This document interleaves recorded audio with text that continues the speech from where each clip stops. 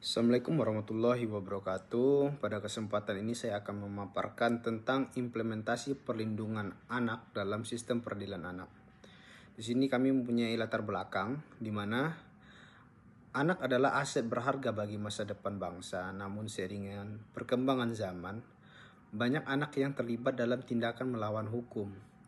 Oleh karena itu, sistem peradilan pidana anak hadir untuk memberikan perlindungan sekaligus memastikan proses hukum yang sesuai dengan hak-hak mereka. Dan pada saat ini juga, kasus pelanggaran hukum tidak hanya dilakukan oleh orang dewasa, tapi juga oleh anak-anak. Namun dalam sistem peradilan, pendekatan terhadap anak harus berbeda karena mereka masih dalam tahap perkembangan dan memiliki hak yang harus dilindungi. Oleh karena itu, sistem peradilan pidana anak atau SPPA dirancang untuk memberikan perlindungan dan mengutamakan kepentingan terbaik bagi anak. Dalam paparan ini saya akan membahas beberapa rumusan masalah, di mana yang pertama, bagaimana implementasi perlindungan anak dalam sistem peradilan pidana anak. Lalu, apa saja kendala dalam pelaksanaannya.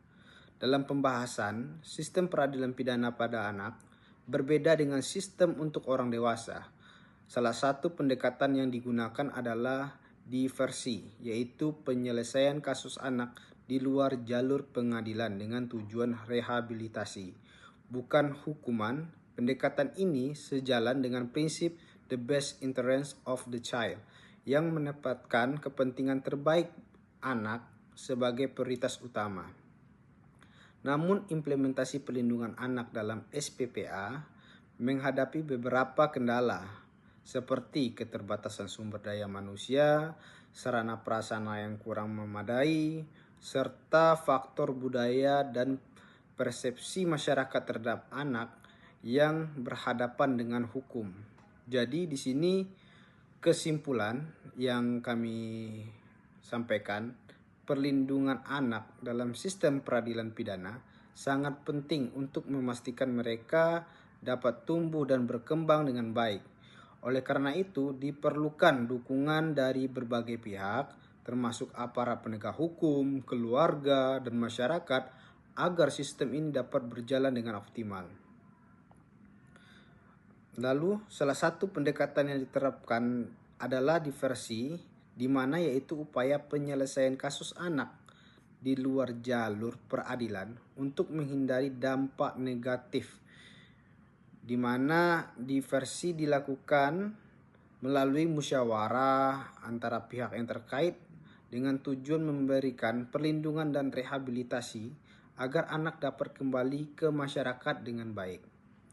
Namun dalam prakteknya masih terdapat berbagai kendala dan implementasi perlindungan anak, seperti pertama, kendala hukum, di mana masih ada aturan yang tumpang tindih. Yang kedua, kendala sumber daya manusia tadi, seperti kurangnya aparat yang terlatih dalam menangani kasus anak.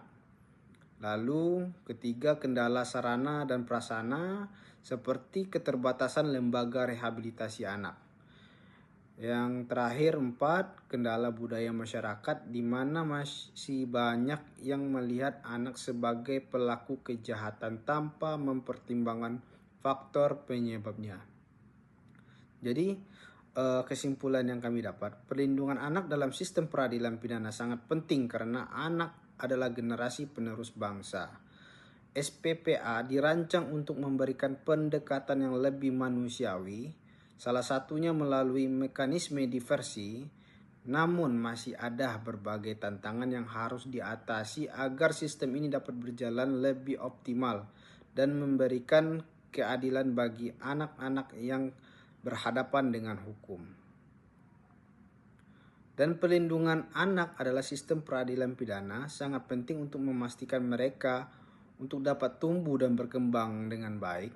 Oleh karena itu diperlukan dukungan berbagai pihak, termasuk aparat penegak hukum dan lain-lain, agar sistem ini dapat berjalan dengan optimal.